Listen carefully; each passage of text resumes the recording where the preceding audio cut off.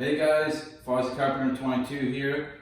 In this video I'll be going over 3 simple drywall patches that any homeowner might encounter or already have in their house. First demonstration will be nail holes from maybe a picture that has been moved or a missed screw while you're hanging the drywall. Second demonstration will be a hole in the wall, possibly from a party, a really bad day, or just even moving furniture. Third demonstration will be a trench. Most homeowners will not really have to encounter this, but you'll use a trench to either cut out to move, to run wire, or for blocking to mount a TV or anything else that has a weight bearing to it. As I said, the homeowners won't really encounter this one, but it's good to know, and it's pretty much a bigger patch. So I'll be going over tips and tricks to make it a little easier, what you'll need, tools and material, and what to stay away from so you don't cause a bigger problem and more headache for yourself.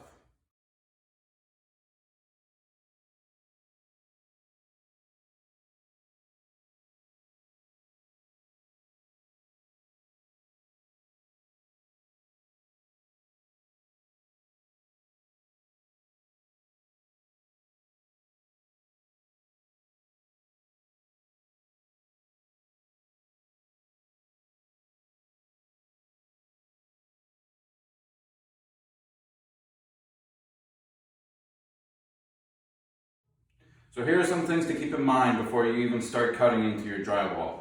You may have electrical, HVAC, or plumbing running in through the cavity in between the 2 studs. If there is electrical and HVAC and plumbing behind, it's not the end of the world. You can still cut it out. Just be mindful of what's behind there. And only keep the thickness of the drywall to the blade. So you don't need the whole blade of the saw going into the drywall patch. Once you have your markings, we're going to start squaring up and drawing out a line to cut. Simply use your square, match up to your one line and your side line and your top line. Trace the square, rotate it down, line it up with the line you just traced, go to your bottom line, mark your line, repeat for the left side. 4 marks, you can then get a nice square cut. That's going to help you with a patch. Also, when I did my 5x5 markings, now I know I simply have a 5x5 piece to cut out of a scrap piece of drywall. Once you have your markings for where you need to cut, get your drywall saw, start in one corner, push the tip of your saw in, twist it, and you'll make a hole. Now my saw is in. As I said, if you have electrical and HVAC and plumbing behind, you want to keep that in mind. So you don't want the whole saw to go through. You want to just use the tip of the saw to make your cut.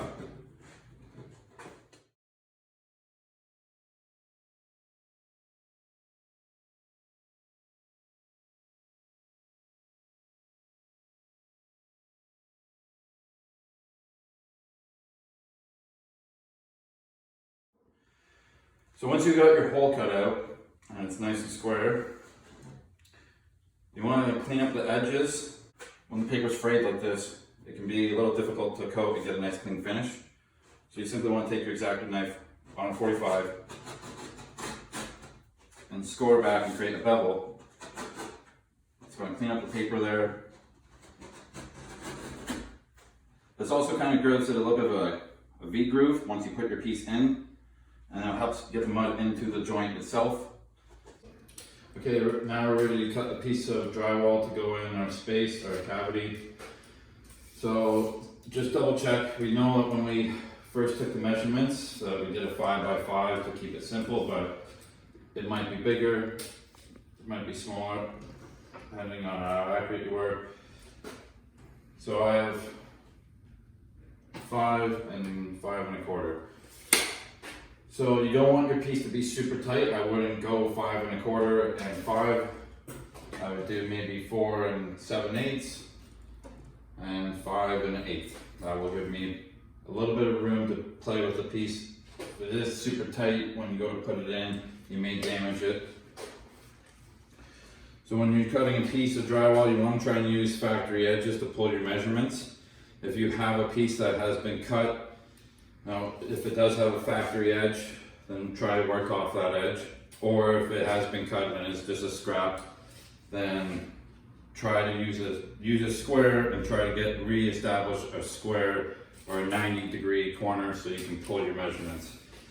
But as I said, it's easiest just to work off of a factory edge. This is a factory edge, but it's tapered. So I don't know if you can see that, but it's about 1/2 inches here, and then it tapers down to lesser thickness here, about 1/4 inch there. And that's to allow for when two sheets butt up to each other, it creates a seam. So when you apply your mud, it doesn't build out as much and it's easier to float out. But keep in mind when you are using a piece of drywall that there is factory edges that are tapered and smaller. So if you do go to put it in, it will be recessed and it won't be the same thickness of the drywall that's on the wall.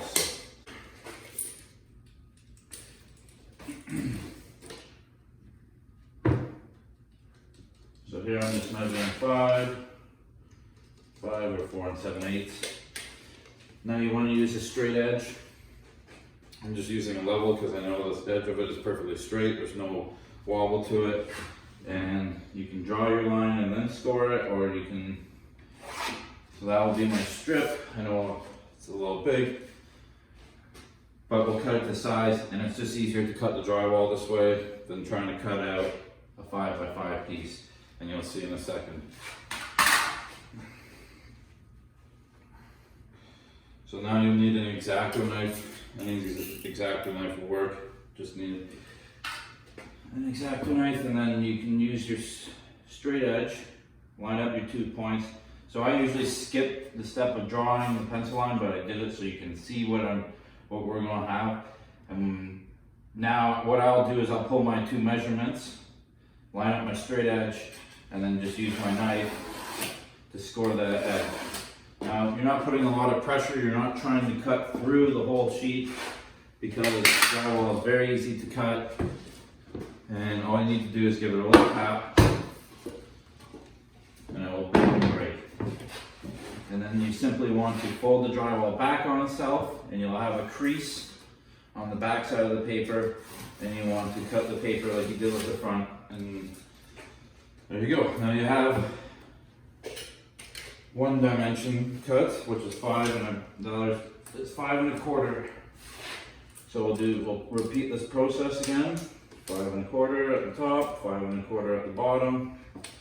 And this is a little trick. You can just use the straight edge of your tape for the smaller measurements.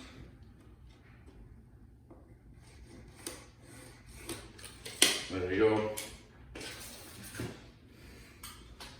And for smaller ones, you can still use a straight edge if you want to, or you can simply use your free hand and trace that line.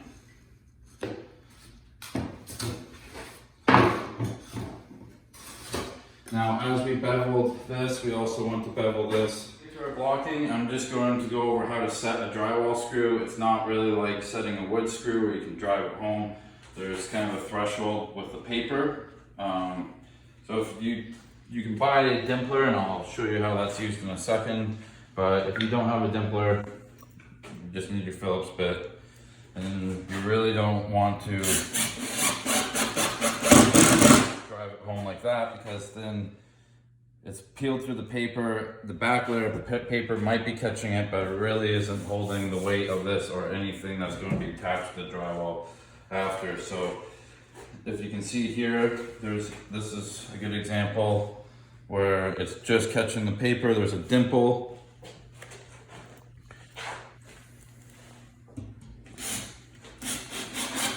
So when you get close, if you don't have a dimpler, when you get close, you can just gently squeeze the trigger and you feel it tight, and there you go. And the reason why you want to have it in a little bit, but not too far, is for when you're coating it.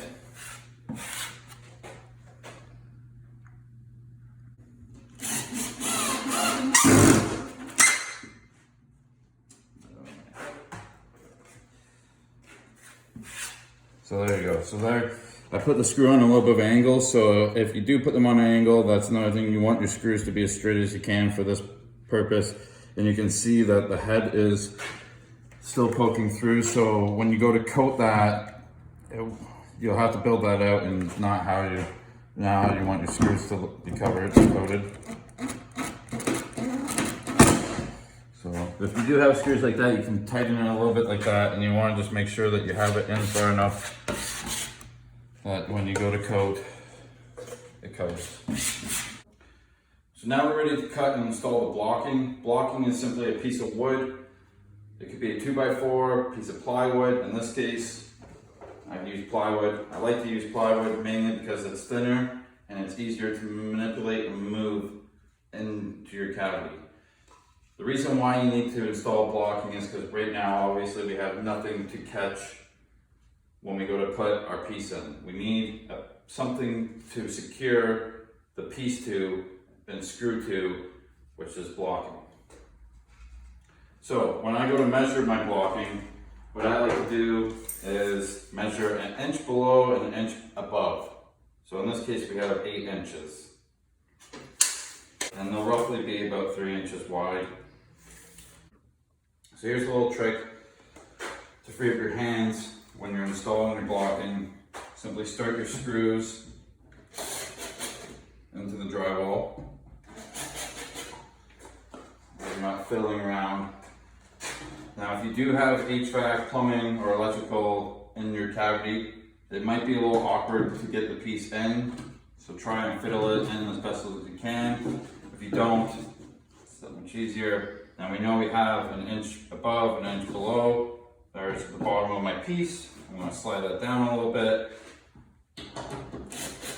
Now I'm keeping pressure on the back of the plywood. If I don't, the screw will push the piece and it won't anchor itself into the wood. So keep pressure on the back of the plywood.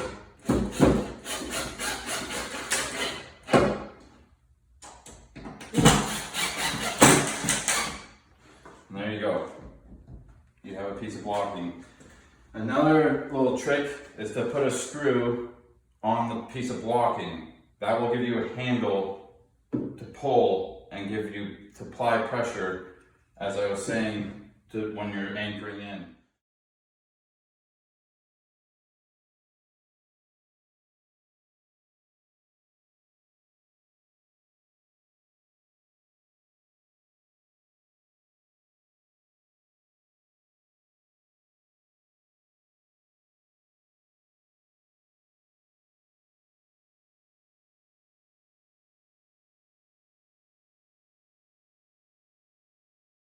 So you want to try and test your piece, and if it is a little tight and not lining properly, just hold it up, use your pencil, draw a little mark, and shave it. And when it does break, you want to file it down, get it nice, and while you do your bevel, because when it breaks, it'll break on the paper, but the sheetrock inside might crumble and break. So you might have to shave that down with your knife or any flat edge, and you'll get it in, get your piece to how you like it. And as I said, you don't want to be tight because you'll break your piece, and you just want maybe eighth of a gap around your piece.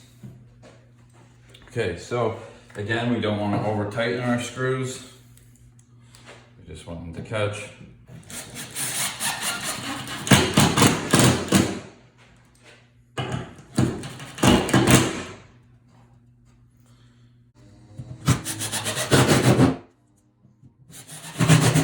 Okay, now we've got our piece in.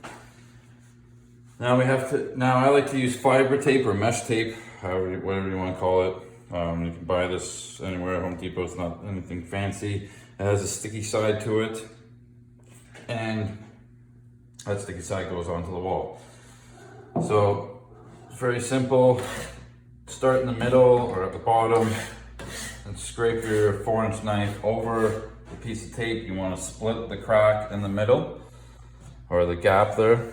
You want to split that so you got half of it on the wall, half of it on your piece. Now, if you have painted walls, this stuff does not really like to stick to painted walls. It can peel off. So try to run your hand over it, get it stick as best as you can. And this is the little trick here. Pull, and it cuts very clean and easy. You can use scissors if you find that difficult. You don't want any loose fibers because that will mess up your coating. So if it is starting to fall off and it's very difficult, in this case, this stuff is pretty sticky and it's fresh drywall, so it sticks to it quite well. As I said, if you have painted walls, it's going to have a hard time sticking to the paint and it may peel off, and you'll find that it will bubble and kind of, you don't want something like that because that will create a headache for you when you go to tape it. So you really want to take your time here and get this as flush and as smooth.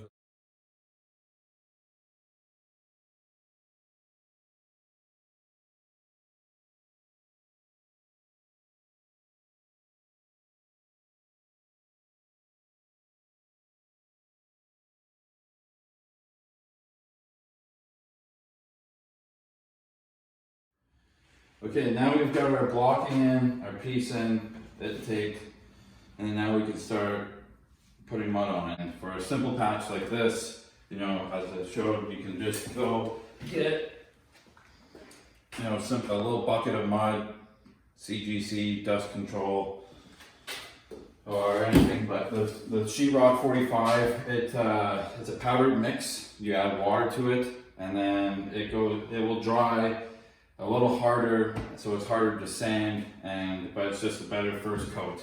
But for the sake, we'll just use normal mud. I should go over techniques of how to use your knife. A lot of it's all feel. So I typically hold the knife in my hand like that, and I put my 2 fingers on the back.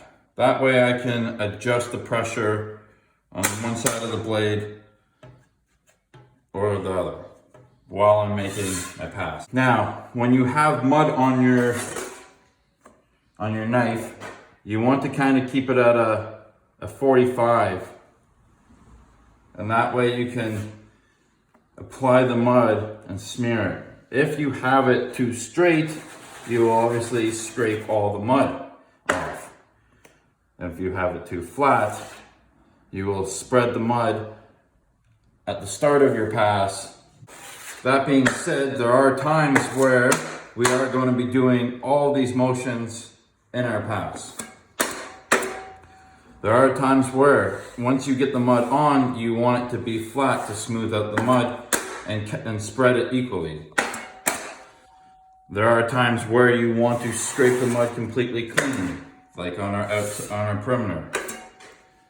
But for the most part, when you are spreading mud, you kind of want it to be on a 45, and you just equally put the pressure on the knife up and down in the middle and give it a nice coat. That is a lot of feel, and you'll get it more as you use a knife. You're just trying to get enough mud at the tip of your knife and simply applying it that way. Now, if you can see as I'm making these passes, we're getting these streaks and lines in here. That's from hardened and dried mud that might have already been on your knife, on the inside of the bucket or bag. So try to keep your tools and your material, your mud, as clean as possible. So wipe down the inside of your bucket, wipe down your tools periodically.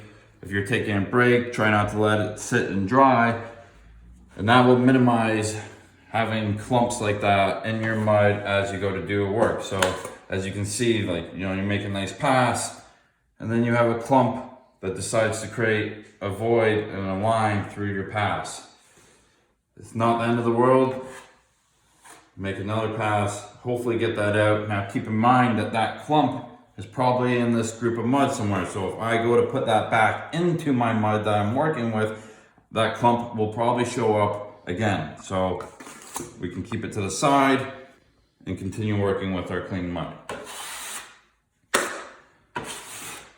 So again, pretty easy, 45, smear the mud.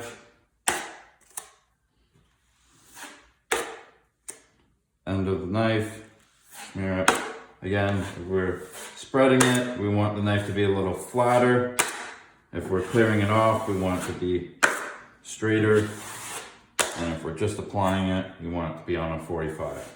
So this takes a little bit of practice. I mean, it's still a little messy, but you want to kind of nicely fold the mud over like dough almost, I guess you could say.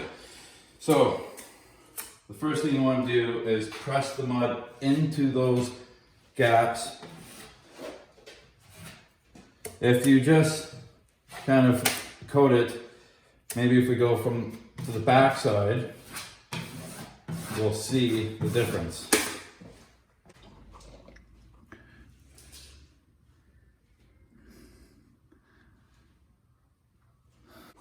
So you can see there how I pushed a lot of mud into the top, and there's mud in there, just not pushed in all the way. So you don't want to do your first fill without that. So,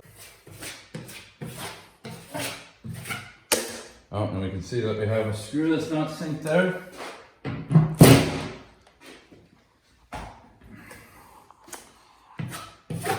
Perfect. So we get the mud into all the grooves there, work that in. Now we've got all the mud into the grooves. Now we can put our first coat on. So anytime you coat anything, any seam, any joint, you want to split it halfway, and that's what you keep doing, and you keep using that as a reference to build out your seam. Half. There. Now you might as well cover that, right? So there you go. Now we've got a good coverage. So we got a lot of mud on here. So now this is where, if you left it like this and we're like, yeah, that's good, you know, when that dries, it's going to be really hard to sand and you're going to hate drywall. And this is why everyone hates drywall. So we got to keep, less is a lot more in this case. Now you want to go half again. So we went half on the seam. Now we're going to go half on our edge. So you want to keep pressure on your outside edge. So I'm going to be keeping pressure on that edge as I swipe down. So I'll be trying to wipe this and smear it almost and push it like a snowplow over into the middle. So pressure, swipe down, and you can see I've taken almost a paper.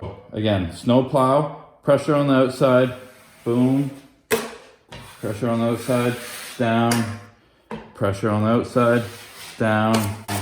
So now we've cleaned up our edges. Swipe, pass, and then swipe down the middle. So we want something to look like that, where we can still see where it's gone into the tape a little bit. I'm not worried about that. Maybe that is a little thin here. This is really good here. I'm okay with that. That's our first coat, but maybe something like that, and you can just. Now don't play with this. The more you play with it, the worse it will get sometimes. But sometimes you just need to go over it with a little bit of a lighter hand. And there we go. So I'm okay with that. We'll let that dry. Okay, so now that our mud is dry, we can go ahead and put on a second coat. So we're going to take a closer look at what's going on this patch. Yesterday, I coated half of it as what I would normally coat and what I consider a good job, and I left this kind of a little messy. Maybe this is what you'll be looking at home when you go to do it. You're trying to aim for this, but this is what you want to look for. You don't have a lot of ridges like this. You don't have a lot of buildup on the outside. The outside is swept nice and clean, so that it's almost smooth. And less is more. Less is always more. I know you kind of get the idea of a patch and you want to put on a bunch of mud and think that it's going to cover it. That's not what the idea is. That's not what you want to be doing. You want to gradually build it out. So if it takes you 4 or 5 coats, it takes you 4 or 5 coats. So if you are looking at this at home after you've done your first coat, it's not the end of the world. It's just more work. So if you ask anyone what they do not like about drywall, they will say sanding. That's why you want to try and keep your patch looking like this opposed to this. I don't really need to sand this or do anything to this patch.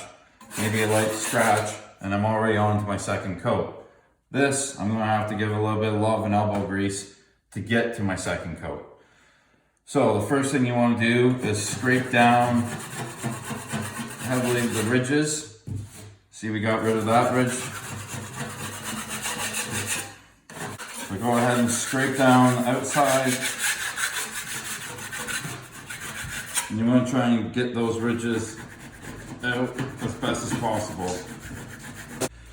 If you can't get the ridges out, and you want to grab a sanding sponge and give it a light sand and kind of sand out some of it.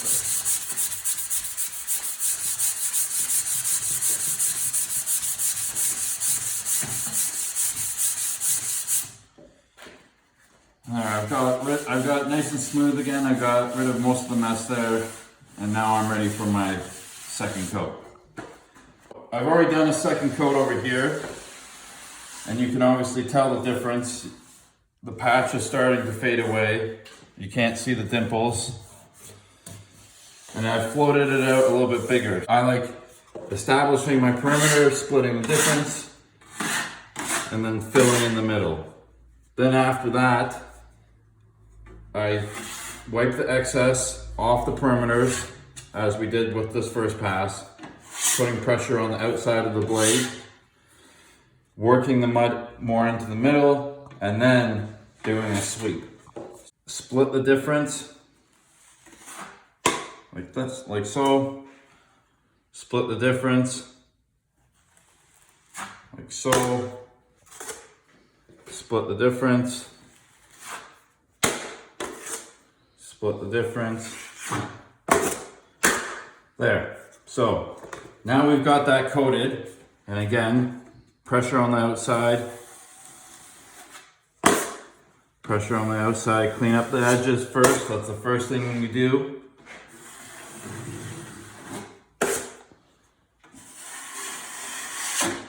So my edges are all nice and clean. I've worked the mud into the middle.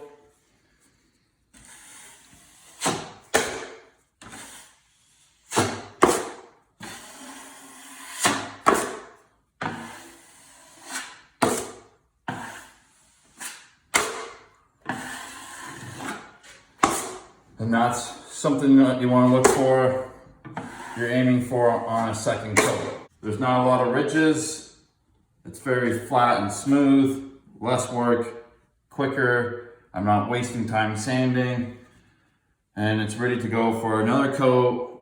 Okay, so now we're ready for a third or fourth coat or final coat, depending on how it's looking. And if you had to sand your patch to get it smooth before you coat it, it may look dust free. There is dust on there, and if you try to start coating it with the dust on there, it's going to clump up and cause a mess. So get a broom or a brush and give it a sweep and get that loose dust off. It's not going to clump up on you when you go to make your passes. Also, once you get to your final sanding and you're done with it, give everything a sweep and a vacuum. And that way, when you go to prime and paint, the dust isn't going to clump up your paint or your primer. On the third coat, we're really aiming to get no ridges, as flat, as smooth as possible. But again, we're going to split the difference. And at this stage, we really don't need to build it out too much more, but we do always want to overlap a little bit.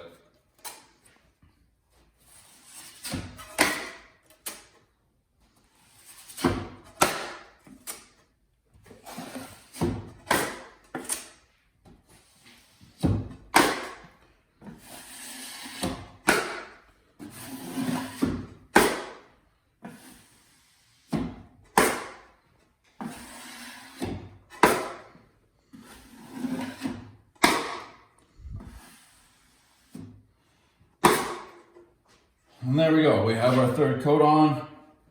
We'll let that dry, it's ready for sanding. Now, if you do get it to this point and you look at it and you go, I don't need to sand it, That's not the case. The mud will leave a texture, and you'll see that when you go to prime and paint it. So even though there is no ridges, it's nice and smooth, we still have to sand it. I know. Okay, so now we're ready for sanding. Everyone dreads sanding. It's messy, it's dusty, it's really not enjoyable, but you can make it easy on yourself by keeping your coats and your passes thinner and gradually building out over multiple passes instead of one big pass. That is the key, and always is the key in drywall, mudding and taping. Less is more. I've said that a bunch of times in this video, but I can't stress that enough. Even if you do make a really good pass and you're on your 4th or 5th coat and you have no ridges, no air bubbles, and it looks really good and smooth, you might think to yourself, I don't have to sand this. That's not the case. Mud will leave a texture and you want to sand that texture out, or your paint and primer will take on that texture and show. They come in two shapes. There's a rectangular shape that is pretty much for your flat surfaces, and then you have an angled sponge that is meant for getting inside corners. What you also need for sanding is a floodlight. Now, you may not see a lot of imperfections, and once you shine the light on it and you cast a shadow, you'll be able to see a lot more imperfections. You can get out a lot of your mistakes and a lot of your imperfections just by sanding, using a light. Okay, so the first thing I'm going to do when I go to sand a patch or any of my drywall, I take the light and I shine it on different angles. And what I'm trying to do is create a shadow of any ridges. So I can see that there's some ridges here, and there's a little divot there. Now, without the light, it's a little harder to see that. So it is very key to have a light and shine it while you're sanding. And the first thing I like to do is attack the perimeter and get that sanded and blend it into the actual paper of the drywall. So you'll go around the perimeter, and you can apply a little bit of heavy pressure while you're sanding the perimeter to get those any built up or ridges out.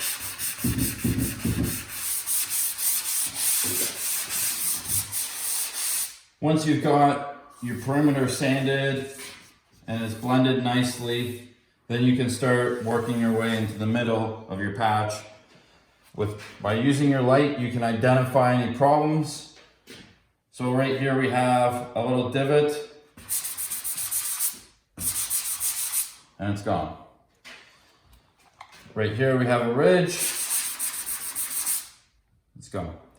And this is what I was talking about with the texture. It might be really hard to see, but there is a texture right there, and that is just from the mud. Again, that might be really hard to see, but if you do put paint and primer on that, that will show. So, just circular motions around your whole patch, very light pressure. That's probably the amount of pressure that you need, unless if you have ridges, something like that, and you have to really scrub at it. But if it's relatively flush and smooth, you can just do circles very lightly.